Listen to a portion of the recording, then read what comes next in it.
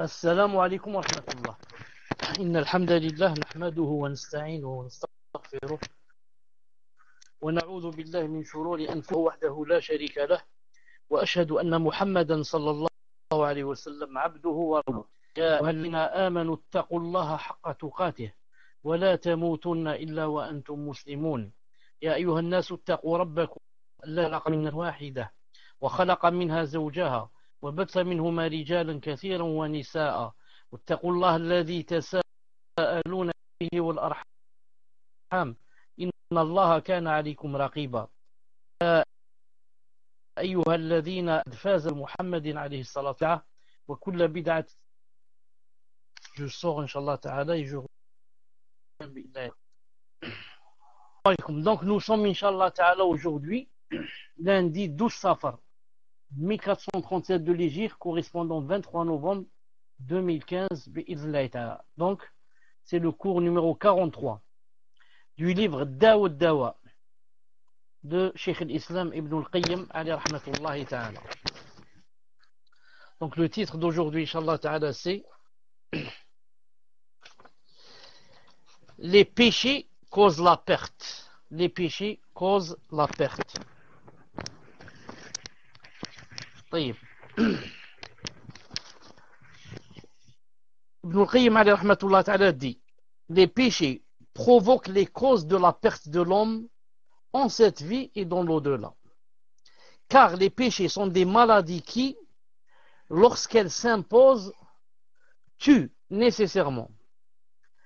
De la même manière que le corps n'est en bonne santé qu'à l'aide d'une nourriture qui préservera sa force et d'une évacuation qui le débarrassera des matières viciées et des humeurs viles qui, le corps, l'altère. Aussi, il a besoin d'une diète, c'est-à-dire un régime, qui l'empêche de consommer ce qui lui nuit et dont il peut craindre le tort. Donc, il dit, il y a trois choses. Si ces trois choses, une de ces trois choses manque au corps, le corps ne peut être jamais en bonne santé. Les trois choses, c'est quoi? La première, une nourriture qui va préserver sa force. La deuxième, une évacuation qui va lui permettre de se débarrasser des matières viciées. C'est pour ça qu'une personne, si elle ne peut pas évacuer, vous savez qu'elle rentre dans de gros problèmes. Et la troisième des choses qu'il lui faut, pour qu'un corps soit en bonne santé, la troisième des choses est un régime qui l'empêche de consommer ce qui lui nuit et dont il peut craindre le tort. Il dit, il en est de même pour le cœur, dont la vie n'est parfaite qu'au moyen d'une nourriture. Pour le cœur, il a besoin de nourriture, il a besoin de foi et d'œuvres pieuses qui préserveront sa force. Maintenant, il y a des coupures. Quand il y a des coupures, j'aime pas faire le cours. Donc, on va voir qu'est-ce qu'on doit faire.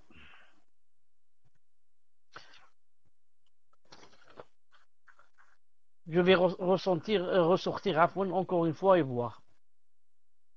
Je vais ressortir encore une fois, Inch'Allah Ta'ala, et voir.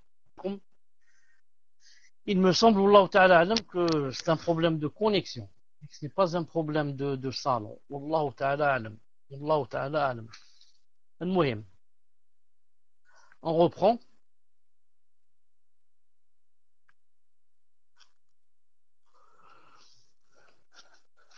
Naam. Je vérifie s'il n'y a pas d'autres connectés avec. On reprend, Inch'Allah Ta'ala, on va réessayer, bi'idhnillahi ta'ala.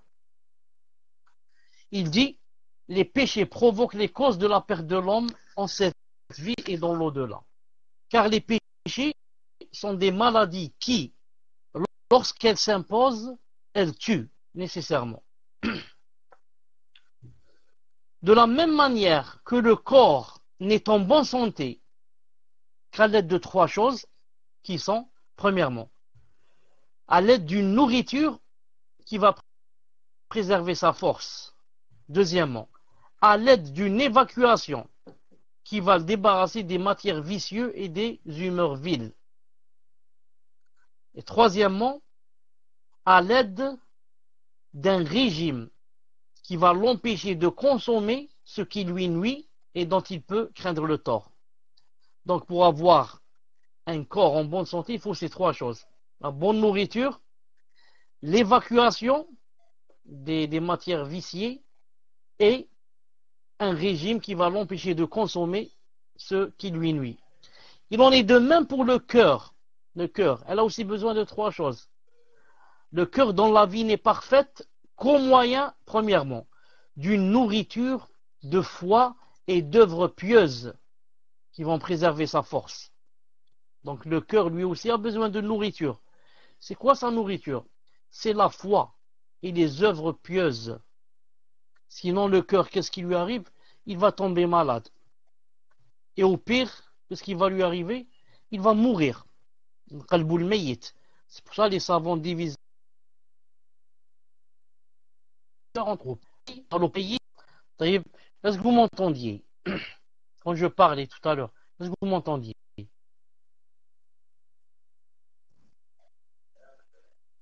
Alhamdulillah. Donc, je me suis trouvé déconnecté et hors du salon. Pourquoi Allah subhanahu wa ta'ala a'lam. Est-ce que vous avez entendu ce que j'ai dit par rapport au corps? Par rapport au corps.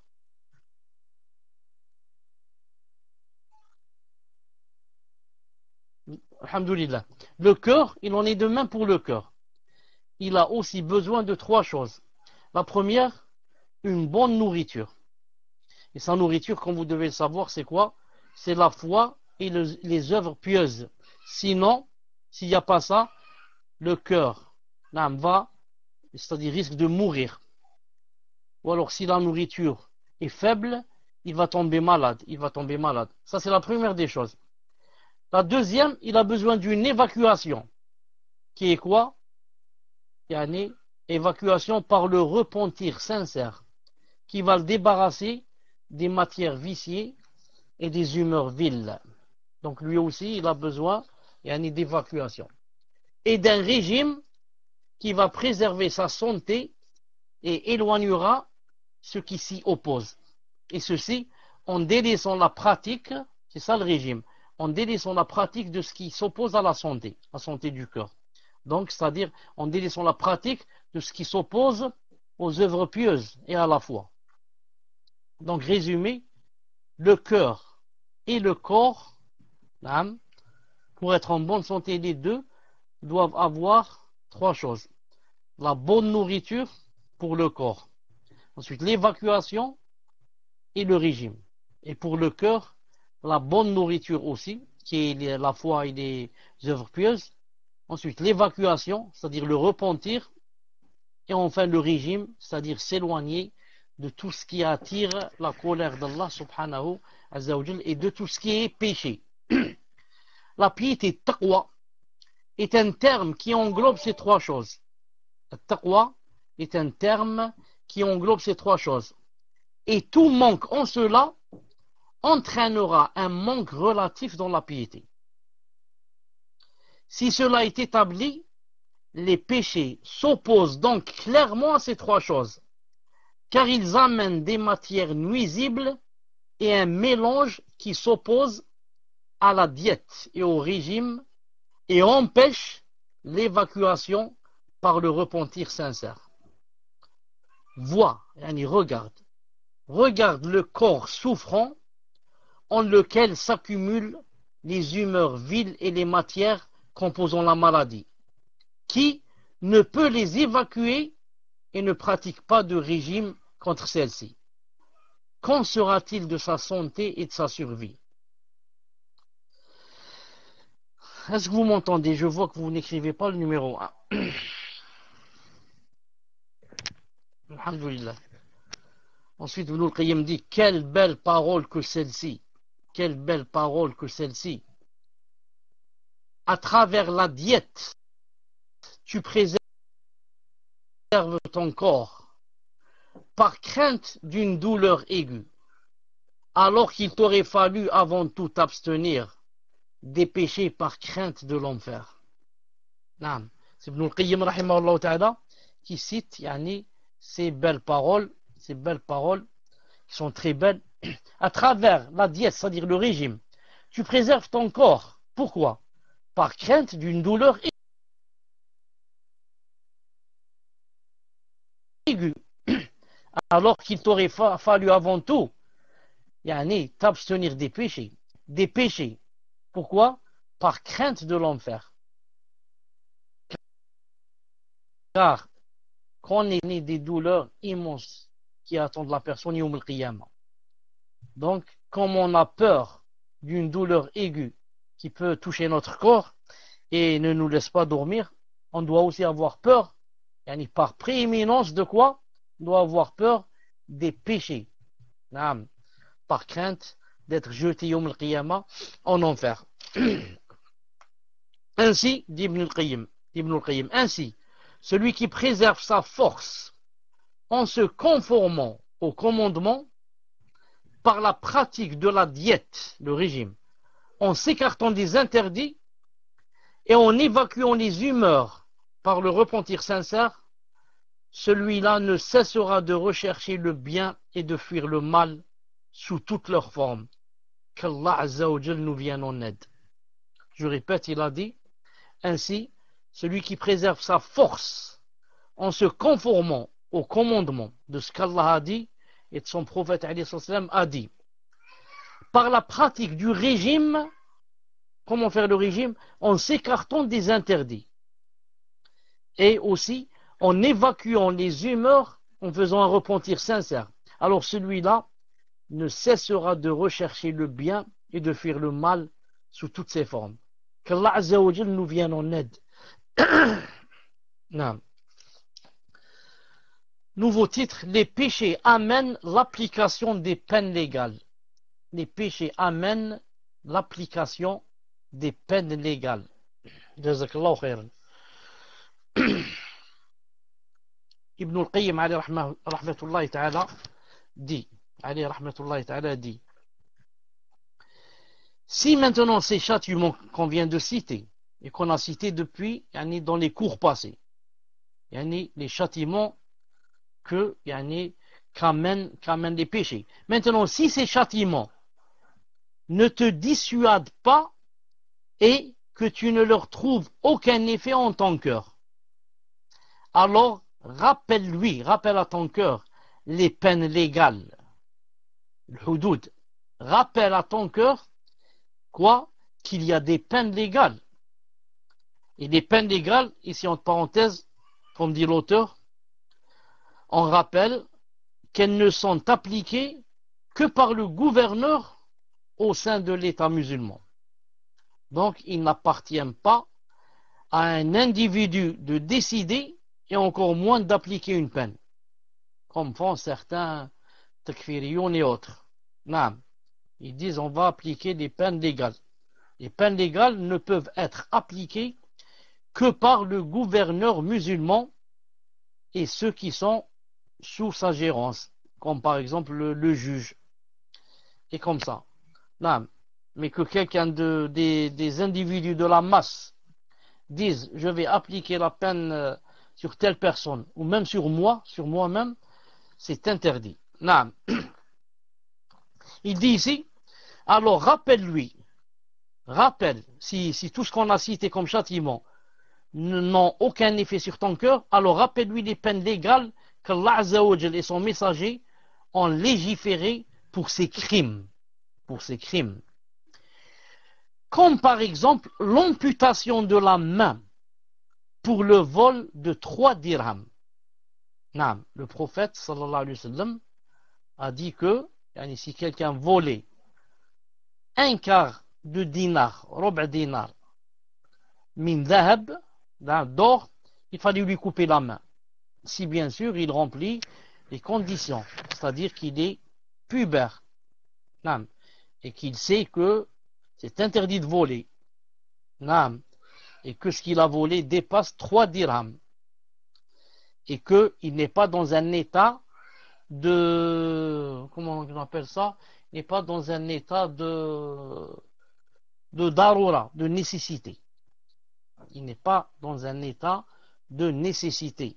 C'est-à-dire au point où il n'a ni à manger, ni à boire. Il n'a rien pour manger ou pour boire. Non. Donc, à part cela, si jamais il vole quelque chose qui dépasse 3 dirhams, non, il a dit, rappelle-lui l'amputation de la main pour le vol de 3 dirhams. Alors, 3 dirhams, hein, pour nous, c'est pas beaucoup, c'est même pas un dinar. 3 dirhams. Et malgré cela, non, regardez, si c'était pas très interdit, le vol, si c'était pas vraiment un crime, si c'était pas vraiment un grand péché, comme Allah Azza wa Jal aurait ordonné qu'on coupe la main à ce voleur. Ensuite, il dit, et rappelle-lui l'amputation de la main et de la jambe pour le brigandage de celui dont les biens et la personne sont protégés. Donc maintenant, ce n'est pas un vol. Maintenant, c'est un brigandage, le brigand. Non. Le brigand, il a dit, celui-là, qu'est-ce qu'on lui fait? On lui coupe non seulement la main, mais encore la jambe. La main avec laquelle il a volé et la jambe qu'il a ramenée à l'endroit du crime. Taïb. Rappelle-lui aussi le fondage de la peau. Crime. Le fondage de la peau par le fouet pour la calomnie d'une personne chaste. Rappelle-lui alors le fondage de la peau par le fouet pour la calomnie d'une personne chaste. Ibn al-Qayyim est en train de dire, il rappelle à ton cœur, hein, si tous les péchés, tous les châtiments qu'on a cités n'ont pas d'influence sur lui, alors rappelle-lui ces choses. Rappelle-lui ces choses. Non. Rappelle-lui aussi la consommation volontaire d'une seule goutte d'alcool. Rappelle-lui qu'est-ce qu'on lui fait s'il boit une seule goutte d'alcool. Et vous savez que s'il boit une goutte d'alcool, il a au moins 40 coups de fouet, comme c'était au temps du prophète sallallahu alayhi wa sallam. Non. La pire des morts, rappelle-lui alors aussi la pire des morts par lapidation. La pire des morts par lapidation pour la pénétration du gland dans un membre qui lui était interdit. Tout en réduisant cette peine pour celui qui n'a jamais connu le mariage à 100 coups de fouet et à l'exil d'une année en dehors de son pays et de ses terres. Quelqu'un qui fait la fornication, donc s'il est marié, il va être lapidé jusqu'à la mort. Mais si jamais il n'a pas connu le mariage, il ne s'est jamais marié, donc il aura 100 coups de fouet et sera obligé à être exilé une année en dehors de son pays et de ses terres, en dehors de ses pays et de ses terres. Et l'islam fait la différence, bien sûr, vous avez remarqué, entre la lapidation et son coup de fouet. Lapidation pour celui qui est marié. Celui qui est marié, il sait déjà ce que c'est. Il devait se retenir. L'autre, on va dire plus ou moins, c'est un jeune qui ne sait pas, qui ne s'est jamais marié, il s'est trompé. Mais l'autre, non, il s'est marié, il sait ce que c'est, et il a fait ça exprès. Donc, il va être lapidé jusqu'à rendre son âme. Et l'autre, donc, qu'est-ce qu'il a? 100 coups de fouet, et voilà, 100 coups de fouet, et exilé de son pays et de sa terre pendant une année. Cheikh Ibn Uthaymin, rahimahullah ta'ala, a dit, à condition qu'on l'exile vers un pays où il n'y a pas cette chose. Car si on va l'exiler, par exemple, d'Algérie vers, par exemple, la Suisse, ou bien vers l'Allemagne, ou bien vers la France, ou bien vers les États-Unis, ça ne sert à rien. Ça veut dire on l'a poussé à ce qu'il aille faire beaucoup plus on lui donne beaucoup plus de chances. Mais il doit être exilé vers un pays où il ne peut plus faire cette chose. C'est pour ça que Cheikh Ibn Uthaymin rahimahullah ta'ala dit, maintenant s'il n'y a pas des pays où on applique les peines, etc., et il peut refaire ça facilement, il a dit, donc on le met en prison. Il a dit, on le met en prison 1 année. Si le juge décide cela. Alors rappelle-lui aussi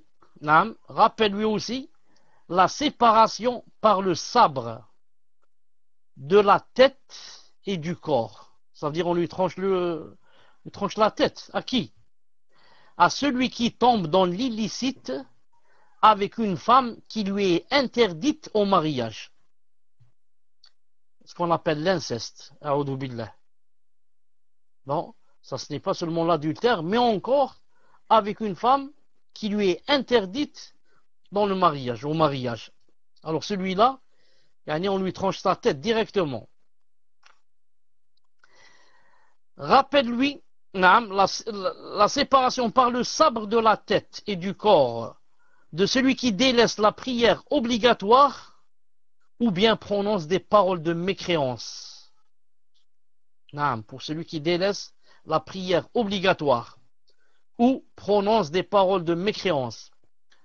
Pour cela, les savants ont dit que le juge, s'il veut, il peut quoi?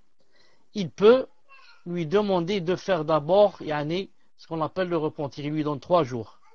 C'est comme ça que faisait Omar al-Khattab radiyallahu ta'ala anhu. Mais ce n'est pas obligé. S'il veut, il lui donne une occasion de 3 jours pour voir s'il va revenir ou il ne revient pas.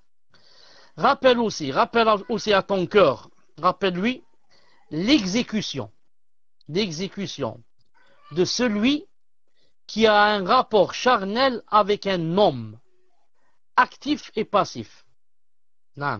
Rappelle à ton cœur comment en islam on exécute quelqu'un s'il a un rapport charnel avec un homme, qu'il soit actif ou qu'il soit passif.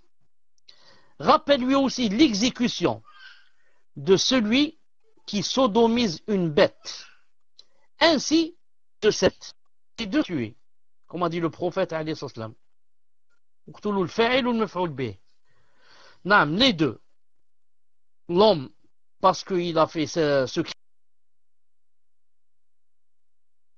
crime grave, et maintenant qu'on lui a fait cette chose, elle a perdu le statut de pouvoir vivre. Car avec ce qu'on lui a fait, ce n'est plus permis pour elle aussi qu'elle vive.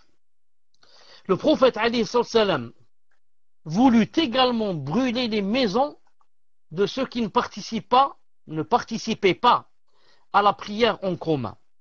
Et le hadith est dans Muslim, que le prophète sallam a voulu brûler les maisons des hommes qui ne vont pas prier à la mosquée. Dans certains hadiths, c'était Salat Jumu'ah, hadith authentique. Dans le deuxième hadith authentique aussi, c'était Salat Subh. Et dans le troisième hadith aussi authentique, c'était Salat al-Isha. Il n'y a pas de contradiction. Si on peut grouper en groupe. Donc le prophète sallam a voulu brûler les maisons pour ces trois choses. Pour ceux qui ne vont pas à Salat Subh et l'Isha et Jumu'ah. Et il a dit, si ce n'était pas les enfants et les femmes, j'aurais brûlé. Ce qui me retient, c'est les enfants et les femmes. Ce qui prouve quoi? Ce qui prouve donc que prier pour un homme, prier à la maison, alors qu'il entend l'adhan et que c'est pas loin la mosquée, donc il a fait quelque chose, il a fait un crime. Et d'autres châtiments encore liés aux différents crimes, et qui par la sagesse d'Allah Azza wa Jal correspondent aux implications de ces différents crimes et à leur répression. Ibn al-Qayyim rahimahullah ta'ala dit, lorsque la dissuasion est naturelle, c'est-à-dire la personne, de sa nature en elle-même, elle ne penche pas vers une chose qui est un péché. Elle est dissuadée d'elle-même. Il a dit, lorsque la dissuasion est naturelle et que il n'y a par nature aucun désir à faire un péché, à faire certaines choses. Ici, le législateur s'est contenté de le déclarer illicite et le blâmer, c'est tout. Sans légiférer aucune peine légale. Je donne un exemple. Comme pour le fait de manger un crottin. Il va manger un crottin. C'est de la souillure. Il va la manger. Ou bien boire du sang. Ou bien consommer une bête d'une bête morte non sacrifiée. Non, il va manger d'une bête qui est morte et qui n'a pas été sacrifiée, n'a pas été égorgée. Ici, si quelqu'un fait par exemple l'une de ces trois choses, c'est quoi il a fait un péché. C'est quoi sa peine ici? Ici, il n'y a aucune peine légale. Pourquoi? Parce que ces choses-là, les trois choses qu'on vient de citer, il n'y a aucun désir à les faire.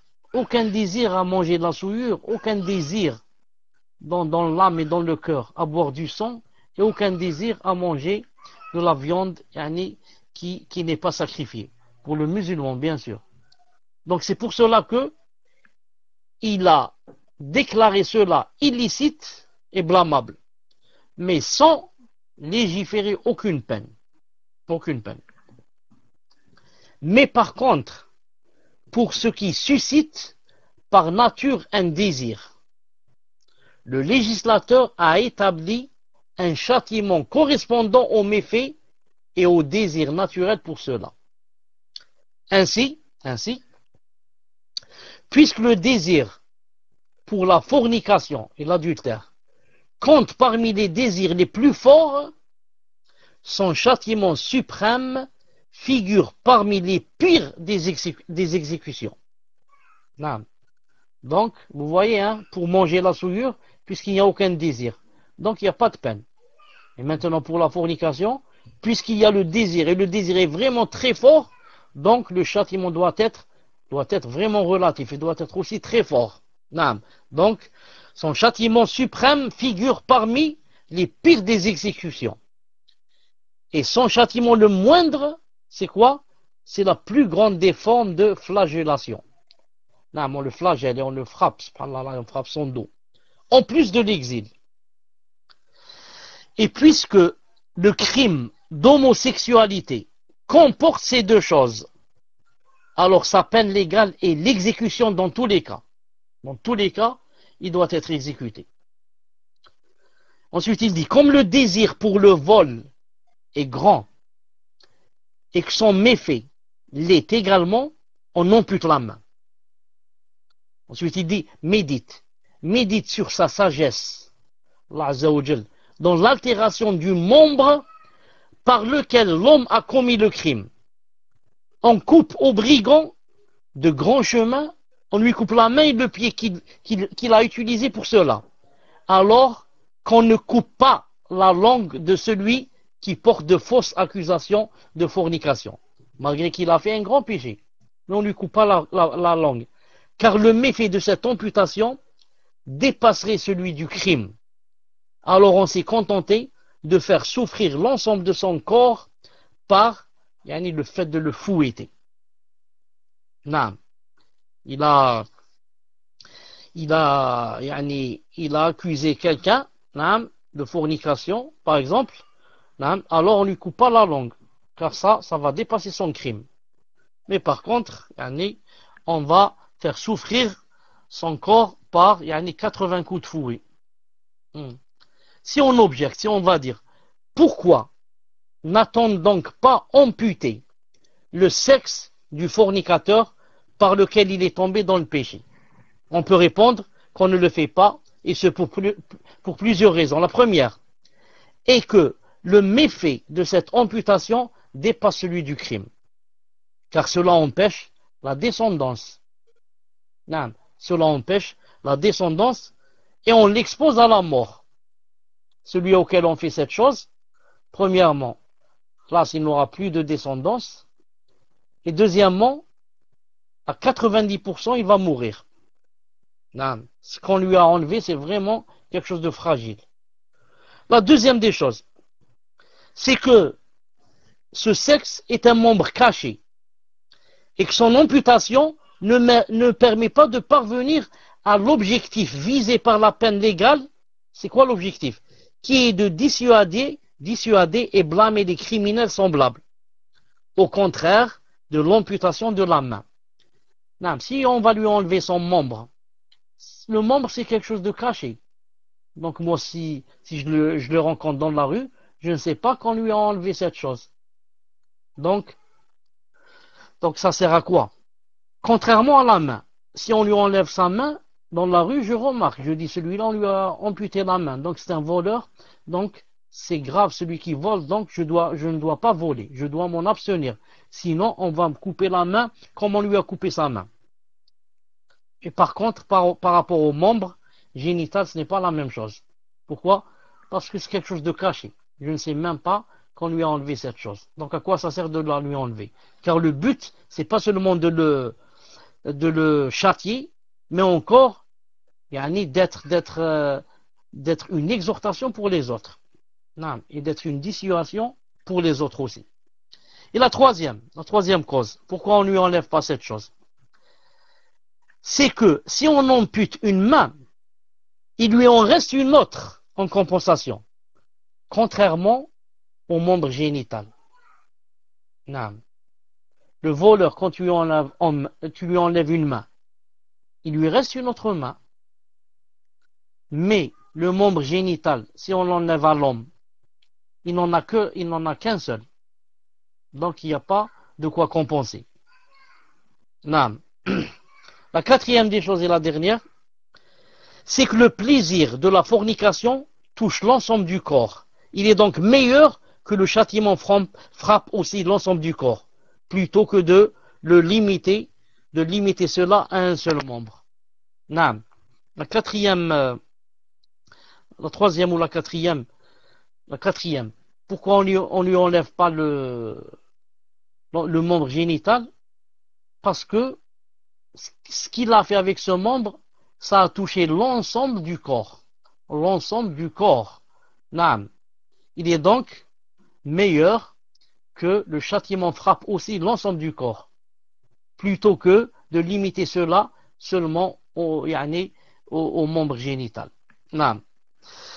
Ensuite, il dit, les peines légales du législateur ont donc été établies de la manière la plus parfaite, la plus en phase avec la raison et la plus en adéquation avec l'intérêt général. En somme, les péchés amènent soit des châtiments légaux, soit des châtiments universels. Ou Allah Ta'ala peut même rassembler les deux, les châtiments légaux, les châtiments universels. Tout comme il peut lever pour celui qui se repent, il peut les lever pour celui qui se repent et agit en bien. Titre maintenant, les châtiments légaux et les châtiments universels. Alors, je pense qu'aujourd'hui, Inch'Allah Ta'ala, il y aura beaucoup de questions, je suis sûr, sur le problème là.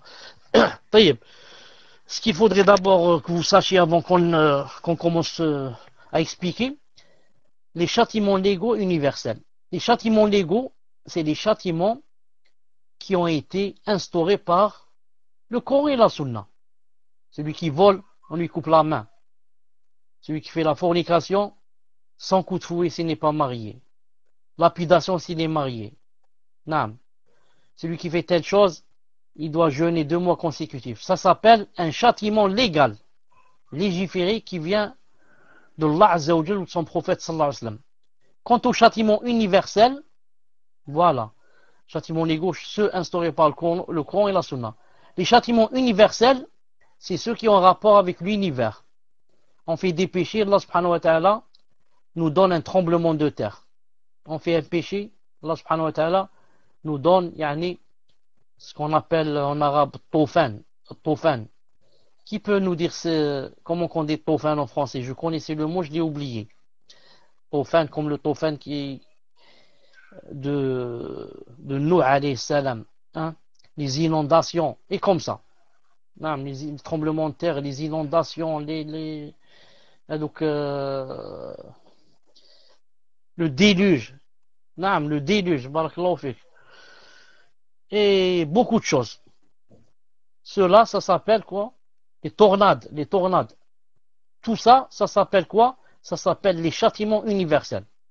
Donc Allah Ta'ala, des fois, il donne des châtiments légaux et des fois universels. Et des fois, le châtiment légal ne suffit pas, alors il donne aussi un châtiment universel. Non. Et il va montrer ici quand est-ce qu'il donne le légal, quand est-ce qu'il donne l'universel. Ibn al-Qayyim alayhi rahmatullah ta'ala dit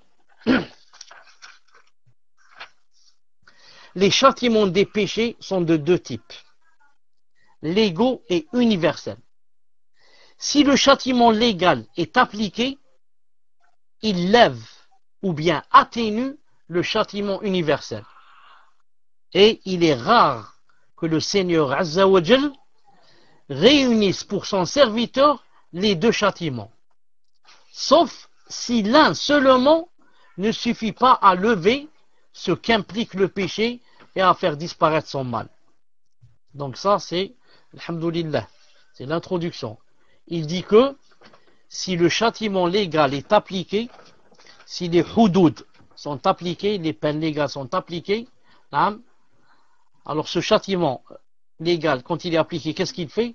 Il lève ou bien il atténue le châtiment universel. Il n'y a plus alors de châtiment universel, ou à la rigueur, il l'atténue. Au lieu qu'Allah Ta'ala nous donne par exemple comment on dit, un tremblement de terre par exemple, il va donner un grand vent qui va nous faire peur. Ou alors il va donner un tremblement de terre, au lieu de le donner à l'échelle 6 de Richter ou bien 7 ou bien 8, il le donne par exemple 2, 2,5. Non, il l'atténue. Pourquoi? Alhamdoulilah, tu as appliqué les peines légales. Et il est rare, il a dit, que Allah subhanahu wa ta'ala réunisse pour son serviteur les deux châtiments, légal et universel. Sauf si l'un seulement ne suffit pas à lever ce qu'implique le péché et à faire disparaître son mal. Ensuite, il dit, si les châtiments légaux ne sont pas appliqués,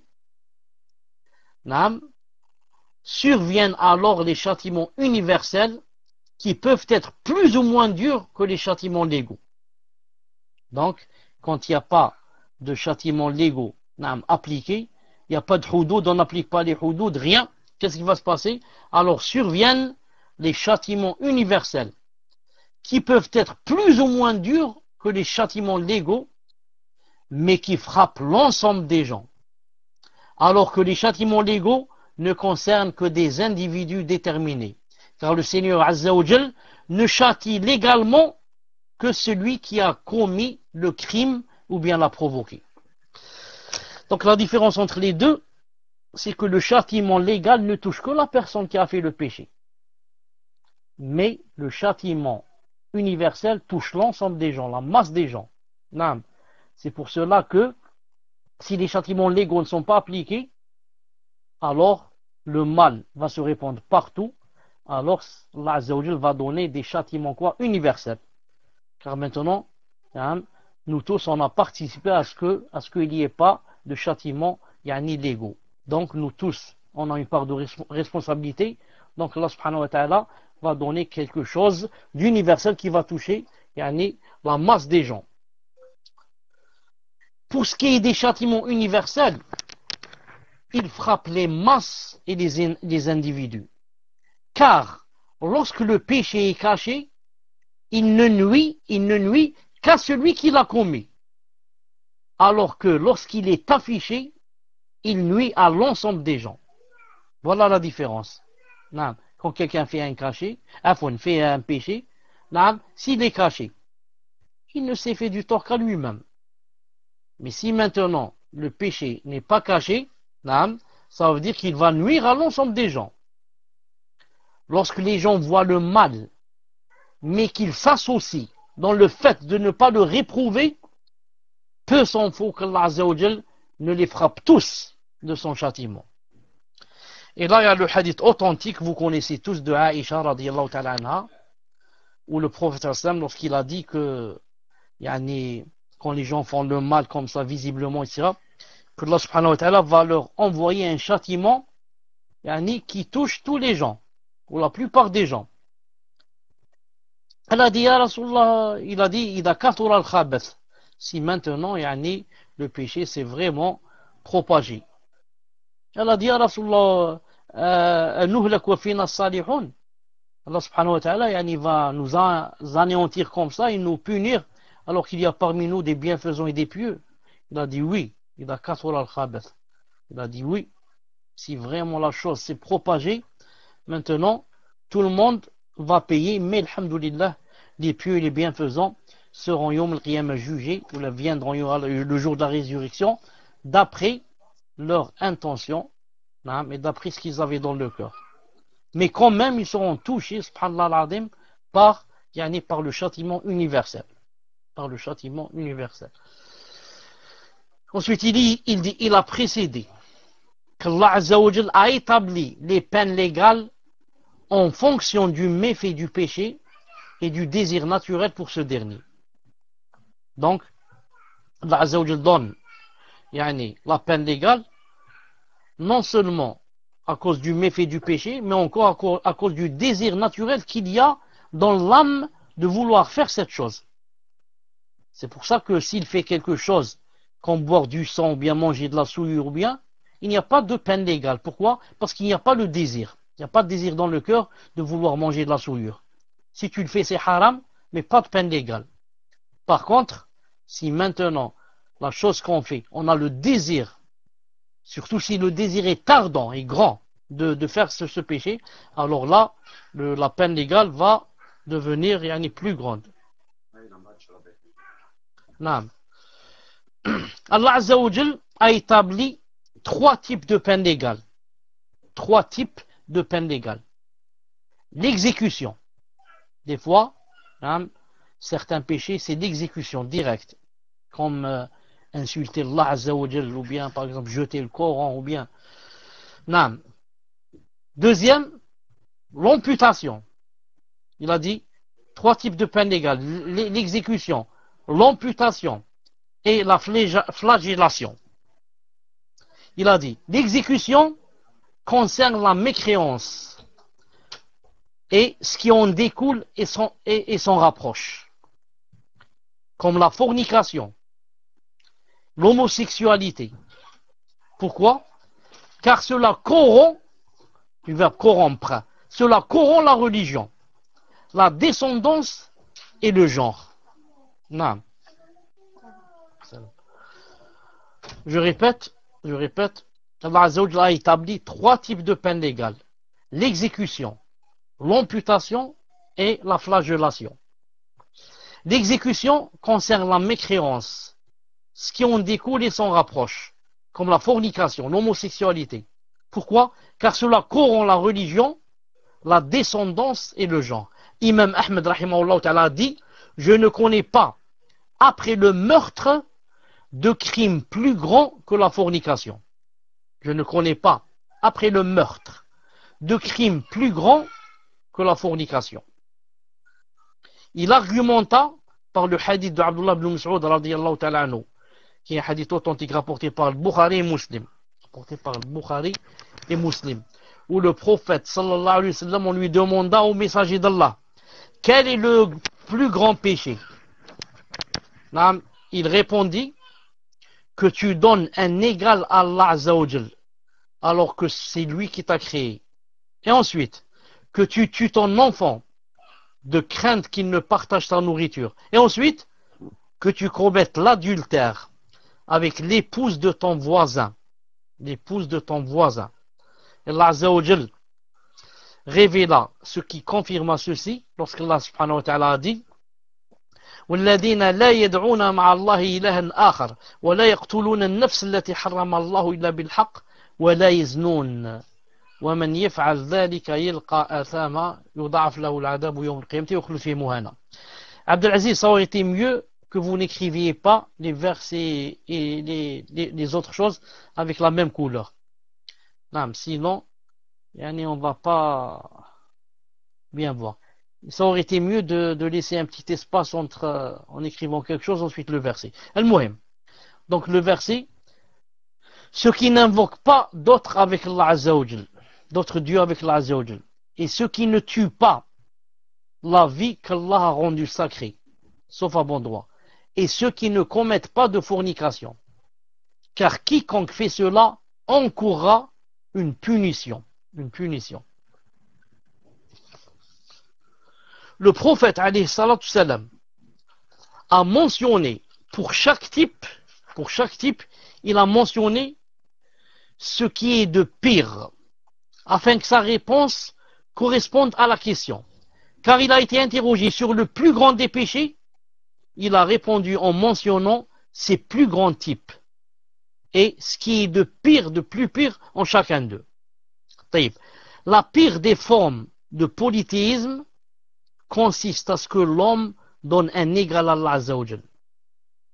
Et la pire des formes de meurtre consiste à tuer son enfant par peur qu'il partage nourriture et boisson.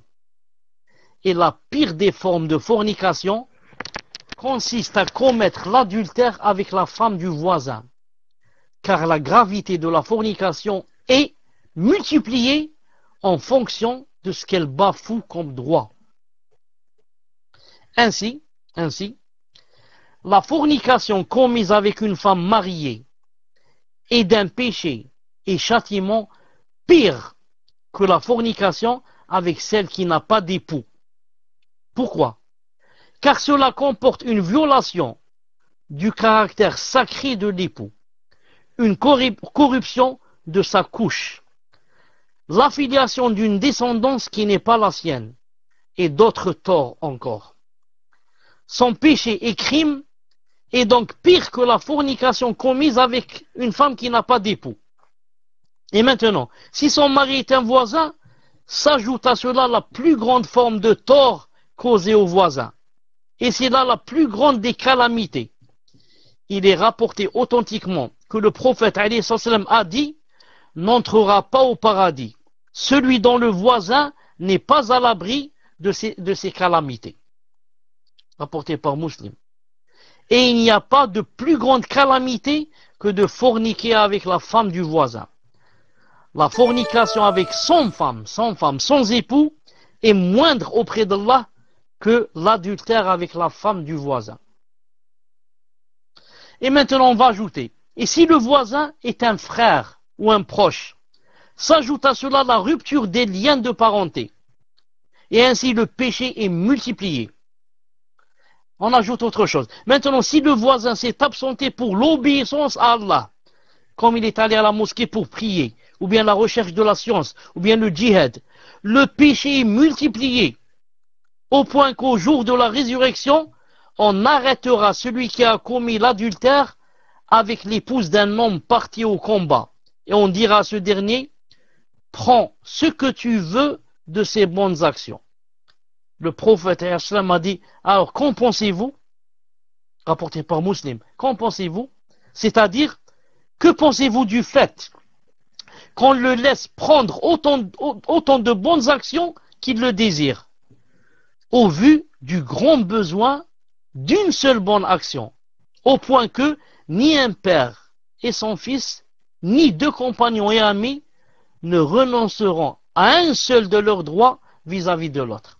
Vous savez qu'Yawm al-Qiyamah, ni ton père, ni ton fils, ni ton ami intime ne peut renoncer à un seul de ses droits vis-à-vis de toi. Il ne peut te donner une seule hasana, même si elle te manque pour entrer au paradis. Subhanallah. Même s'il sait qu'il en a beaucoup, il en a plus. Et que Allah Ta'ala lui a dit, khlas, toi, prépare-toi, tu vas rentrer au paradis. Et il a des milliers de hasanat en plus. Et il ne donne pas, même pas une. Pourquoi? Il sait que, avec ses hasanat, il va monter encore davantage dans le paradis. S'il lui manque quelques-unes, donc, il ne va pas, là où il devait aller s'il avait gardé cette hasana. Donc, il devient vraiment avare. Et il ne donne pas. Alors qu'ici, qu'est-ce qu'il a dit? Il a dit, puisqu'il a fait ça avec la femme de son voisin qui est partie à la salat ou là au djihad ou là, Allah Ta'ala lui dit, prends ce que tu veux de ces bonnes actions. Et il prend ce qu'il veut. S'il veut lui prendre des centaines, des milliers, ça veut dire quoi? Ça veut dire ce qu'il a fait était vraiment grave. C'est pour ça que le châtiment est relatif, d'après ce qu'il a fait. Le châtiment est relatif avec le crime. Crime tellement grand, tellement abominable, tellement impardonnable, que voilà, pour te punir, Allah Ta'ala m'a permis de prendre autant que je veuille de tes hasanat. En plus, on va ajouter autre chose. Si en plus maintenant cette femme avec laquelle il a forniqué, qui était proche et qui était la femme de son voisin et que son voisin est parti au djihad, en plus maintenant, si cette femme lui était interdite au mariage, comme par exemple sa nièce ou sa tante, naam, ou sa sœur, ou s'ajoute à cela la rupture des liens de parenté. Naam. Et si maintenant le fornicateur a déjà connu le mariage, le péché est encore plus grand. Et maintenant si cette personne est âgée, un vieux ou une vieille, le péché est encore plus grave et plus grand. Et il compte parmi les 3 personnes auxquelles Allah Azza wa Jal ne parlera pas Yawm al-Qiyamah, qu'il ne purifiera pas au jour de la résurrection et qui auront un châtiment terrible et douloureux, comme dans le hadith authentique rapporté par Muslim au numéro 107. Naam. Il y a 3 personnes auxquelles Allah subhanahu wa ta'ala ne va pas parler Yawm al-Qiyamah, ni il va les purifier et qui auront un châtiment douloureux. Il a cité entre autres les 3. C'est qui? Il a dit Shaykhun Zanin. Shaykhun Zani. Un vieux, et bien sûr, entre aussi la vieille, qui ont fait la fornication. Ou qui a fait la fornication. C'est pas obligé que les deux soient des vieux. Le vieux a fait avec une jeune. Naam. Ou bien la jeune, ou bien le jeune a fait avec une vieille. C'est la même chose. On parle maintenant, les deux, même le jeune, bien sûr, a fait un grand péché. Mais plus grave le vieux et la vieille. Plus grave le vieux et la vieille. Pourquoi? Le vieux et la vieille, normalement, ils doivent se retenir. Ils n'ont pas autant de désir et de passion que le jeune. Le jeune, quand il va faire cette chose, s'il est marié, déjà, on le lapide à mourir. On ne lui a pas pardonné, vous voyez. Alors qu'en est-il maintenant un vieux qui a fait ça plusieurs fois? Donc, il devrait être assouvi, il n'en a pas besoin. Donc, les désirs maintenant sont très faibles chez lui. Et malgré cela, il va faire cette chose. Donc, Allah Ta'ala va ne pas lui parler, ne pas le purifier, il aura un châtiment douloureux. Non. Il dit,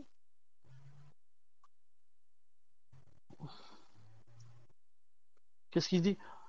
Si en plus de cela, cela se déroule pendant un mois sacré. Il a fait la zina, il est vieux, avec une femme qui lui est interdite dans le mariage, la voisine c'est en même temps sa voisine, et son mari est allé à la prière, et comme ça, et maintenant il va faire ça pendant un mois sacré. Naam, un mois sacré. Al-Ashhur al-Huram, les 4 mois sacrés. Et maintenant, imaginez qu'il fasse ça dans un territoire sacré, comme le Haram al-Mekki, ou à un moment imminent auprès d'Allah, comme les moments de prière, ou les moments d'exaucement de prière. Alors le péché est multiplié. Ainsi, médite les méfaits des péchés et la multiplication de leurs péchés et de leurs châtiments. Qu'Allah Azza wa Jal nous vienne en aide. Qu'Allah Azza wa Jal nous vienne en aide. Le prochain titre, et ce sera le prochain cours, Inch'Allah Ta'ala, le vol corrompt les biens. Il va parler un peu du vol. Ensuite, il va parler des châtiments universels du cœur et du corps. Du cœur et du corps. On va laisser cela pour le prochain cours, bi'idhnillahi subhanahu wa ta'ala. J'attends vos questions, Inch'Allah Ta'ala, dans 10 minutes, un quart d'heure. Subhanakallahumma bihamdik. Ashhadu an la ilaha illa ant. Astaghfiruka wa atubu ilayk. Assalamu alaikum wa rahmatullahi wa barakatuh. Assalamu alaikum wa rahmatullah. Bismillah ar-Rahman ar-Rahim. Wa salatu wa salamu ala ashraf al-mursalin. Tawakkal Allah Azza wa Jalla en ce qui concerne la première question qui a rapport avec le cours, Inch'Allah Ta'ala. Alaykoum salam wa rahmatullahi wa barakatuh, ya Cheikh. Jazakallahu khayr wa barakallahu fik. Nous allons commencer par la première question. Première question, question d'une sœur qui demande Hafidhakumullah ya Cheikh, nous savons qu'Allah est le plus juste des justes quand il donne un châtiment universel à un peuple, même si ce sont des pieux ou enfants non pubères subissent ce châtiment alors qu'ils ne sont pas les auteurs des crimes en question? Est-ce que les criminels qui ont causé ce châtiment universel en endosseront la responsabilité Yawm al-Qiyamah du fait que les pieux en ont subi les conséquences? Barakallahu fik al-Cheikh, wa jazakallahu khayran. Je crois que d'habitude, Wallahu ta'ala alam, quand je t'entends parler, le son est un peu plus fort. Aujourd'hui, il me paraît un peu plus faible. Wallahu alam. Snatchouf, je crois que c'est moi. Une seconde. Je crois que c'est moi qui... Ça, c'est de ma faute. C'est moi qui avais diminué le haut-parleur. المهم, nous savons que Allah Azza wa Jalla est le plus juste des justes quand il donne un châtiment universel à un peuple, même si ce sont des pieux ou enfants non pubères, subissent ce châtiment alors qu'ils ne sont pas les auteurs des crimes en question. Est-ce que les criminels qui ont causé ce châtiment universel en endosseront la responsabilité Yawm al-Qiyamah du fait que les pieux en ont subi les conséquences? Barakallahu fikum. La réponse, je ne connais pas une réponse claire à cette question. Je ne me rappelle pas d'un verset ou d'un hadith comme ça clair qui dit que ils vont endosser ça Yawm al-Qiyamah.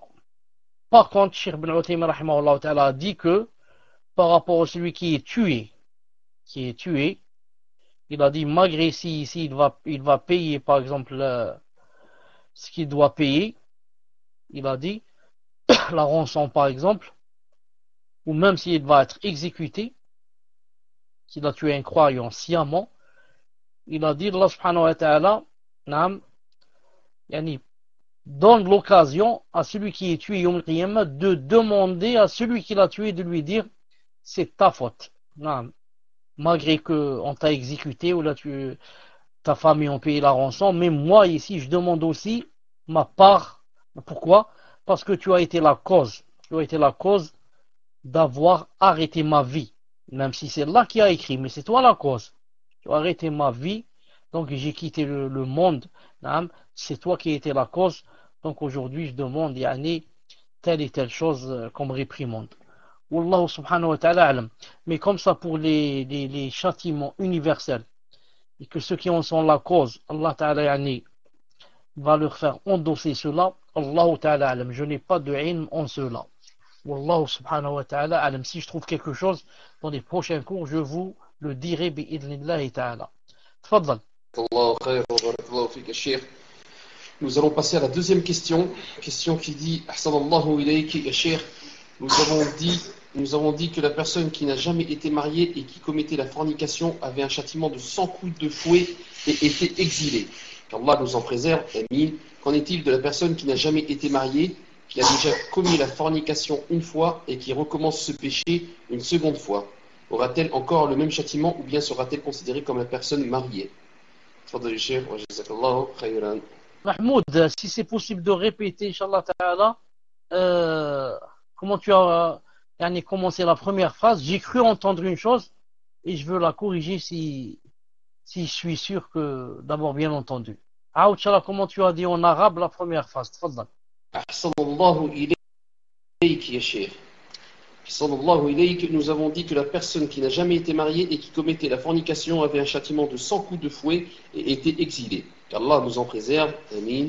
Qu'en est-il de la personne qui n'a jamais été mariée, qui a déjà commis la fornication une fois et qui recommence ce péché une seconde fois? Aura-t-elle encore le même châtiment? Tfaddal ya Cheikh. Naam, car quand tu as dit Ahsanallahu ilayk, j'ai cru entendre Ahsanallahu ilayki, ilayki Cheikh, comme ça. Alors toi tu as dit, je crois, Ahsanullah ilayk, Cheikh. Naam. Parce qu'on dit ilayki, ça veut dire on parle à une femme. Comme on dit Barakallahu fiki. Naam. Donc, pour l'homme, on dit Ahsanallahu ilayka, ilayka, pas ilayki. Malish. Inch'Allah ta'ala, peut-être tu as bien prononcé, c'est seulement moi qui n'ai pas bien entendu. Al-Muhim. Nous avons dit que la personne qui n'a jamais été mariée, qui commettait la fornication, avait un châtiment de 100 coups de fouet et était exilé pendant une année. qu'Allah nous en préserve. Amin. Qu'en est-il de la personne qui n'a jamais été mariée, qui a commis la fornication une fois et qui recommence ce péché une seconde fois? A-t-elle encore le même châtiment ou bien sera-t-elle considérée comme la personne mariée? Non, elle ne sera pas considérée comme la personne mariée. À chaque fois qu'elle fait la fornication, cette personne qui s'est jamais mariée, à chaque fois qu'elle commet la fornication, elle est châtiée de 100 coups de fouet. Non. Si après une semaine, elle refait la même chose, 100 coups de fouet. Et comme ça. Pourquoi? Elle ne peut avoir le statut de personne mariée et d'être lapidée alors qu'elle ne s'est jamais mariée. Donc voilà, Inch'Allah Ta'ala, la réponse. Si la personne ne s'est jamais mariée, 100 coups de fouet. Si la personne s'est mariée, ne serait-ce qu'une fois, et ensuite a divorcé et vit maintenant sans femme, ou là, si c'est un homme, et sans mari si c'est une femme. Ça fait 20 ans, 30 ans qu'elle a divorcé. Non, mais elle ne s'est plus remariée, mais elle est considérée toujours comme mariée. Si elle fait la zina, ou lui il fait la zina, il sera lapidé jusqu'à la mort. Non, tfaddal. Jazakallahu khayran ya Cheikh. Prochaine question. Question numéro 3. Question numéro 3. Je voudrais savoir si pour un homme marié qui a peur de tomber dans la zina peut prendre une coépouse si son épouse actuelle le refuse. Quelle est la solution alors qu'il ne désire pas divorcer avec la première? Peut-il prendre une coépouse et ne pas le dire à sa femme, et de ce fait, il aura peur de ne pas être équitable, concernant notamment le partage des nuits. Mais cela le préservera du péché, Inch'Allah. Faudra l'échir. Donc celui-là, il reconnaît qu'il ne va pas, peut-être, il aura peur de ne pas être équitable. Et justement, tout repose sur cela. فَإِنْ خِفْتُمْ أَلَّا تَعْدِلُوا فَوَاحِدَةٌ. Allah Ta'ala dit, si vous avez peur de ne pas être équitable, alors une seule. Donc je ne vois pas pourquoi il va, comme on dit, galérer dans une chose dont il ne connaît pas la fin, il ne connaît pas le ma'alat, comme on dit en arabe. Ensuite, par rapport à lui demander son avis ou ne pas lui demander, en islam, ce n'est pas obligé de lui demander son avis. Il peut se marier même sans son avis et même sans sa science, sans qu'elle le sache. Mais ce n'est pas ça le problème. Le problème, elle le saura tôt ou tard. Car 2 ou 3 choses, on ne peut jamais les cacher. Qu'on est marié et qu'on est mort et qu'on a divorcé aussi. Ça viendra le jour où tout le monde le saura. Al-Muhim. Mais si maintenant ils sentent de lui qu'il a peur de ne pas être équitable, alors qu'il n'oublie pas le hadith qui dit que celui qui a 2 épouses et qui n'a pas été équitable, qui viendra Yawm al-Qiyamah avec la moitié de son corps penché. Car notre corps est divisé de 2 parties. Si on va le couper du front et on va descendre jusqu'en bas, avec un bras, une jambe, un œil et comme ça. Donc c'est comme cette partie penchée pour avoir été injuste avec l'une des 2 femmes. Pour avoir été injuste avec l'une des 2 femmes. À le voir déjà Yawm al-Qiyam, les gens comprendront. Ils diront, subhanallah, celui-là il était marié avec 2 ou plus et il n'était pas équitable avec toutes les femmes. Ensuite, la deuxième épouse, c'est bien. Mais des fois, la personne ne voit pas les conséquences. Elle n'a même pas les moyens et elle galère. Ni les moyens matériels, pas matériaux, ni les moyens matériels pour pouvoir lui acheter à manger, l'habiller, elle et ses enfants qui vont venir, ni pour la faire habiter, ni. Et c'est une question de désir et quoi que il pourra, etc. Ensuite, une semaine après, il va dire, subhanallah al-adim, toutes les femmes sont pareilles. Maintenant, elle me paraît normale. Et c'est pour ça que le prophète sallallahu alayhi wa sallam a dit, si jamais l'un de vous, quand il voit une femme dans la rue, il est tenté, qu'il revienne vers sa femme. Il a dit, elle a ce que l'autre a. Elle a exactement ce que l'autre a.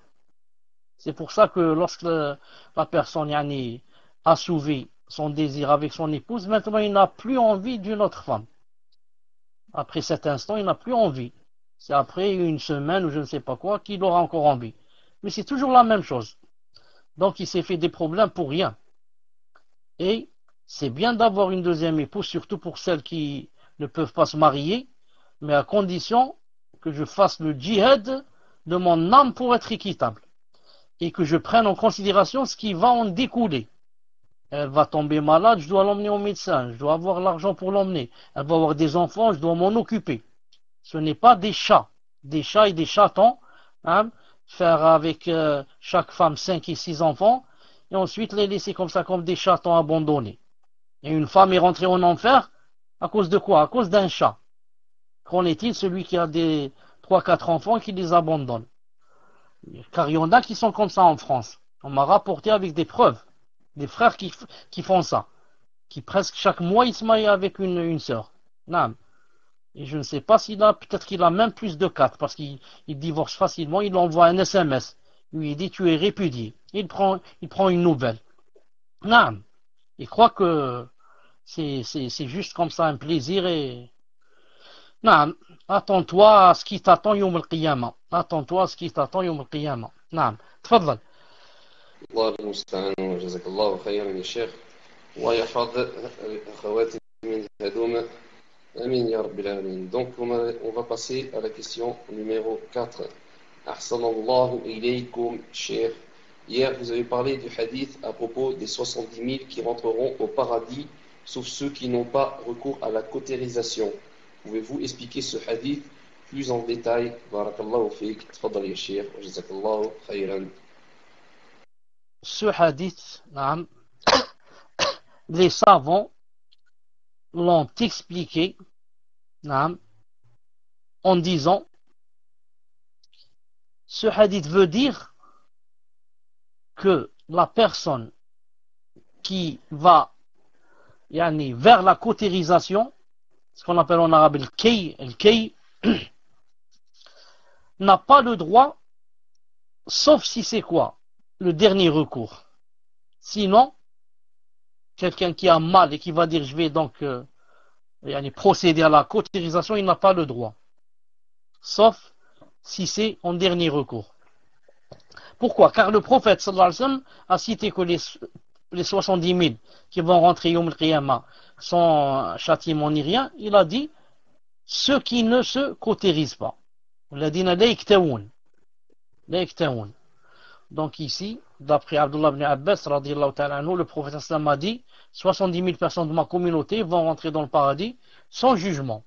Ce sont ceux qui ne demandent pas qu'on leur fasse ruqya, qui ne pratiquent pas les augures, la superstition, qui ne pratiquent pas la cautérisation et font confiance en leur Seigneur. Porté par Bukhari et Muslim. Ne pratiquent pas la cautérisation. Taïb, quel est le délil qu'il peut la pratiquer en dernier recours? Deux choses. La première, darura. La nécessité permet beaucoup de choses. Quand quelqu'un est dans la nécessité, il lui est permis même de manger de la viande qui n'est pas sacrifiée. Vous savez ça. Et s'il va mourir, il n'y a que du porc et il meurt de faim, il peut en manger juste pour repousser la faim. Alors que le porc est interdit. Pourquoi? À cause de la nécessité, la grande nécessité. Et la deuxième des choses qui lui permet, qui est plus claire, et qui est plus fort que le hadith, que ce délit de la nécessité, c'est quoi? Le hadith authentique du prophète sallallahu alayhi wa sallam, qui a dit que shifa, la guérison se trouve dans trois choses. Il a cité entre autres, il a dit wa ki, ou kiyet. Donc il a dit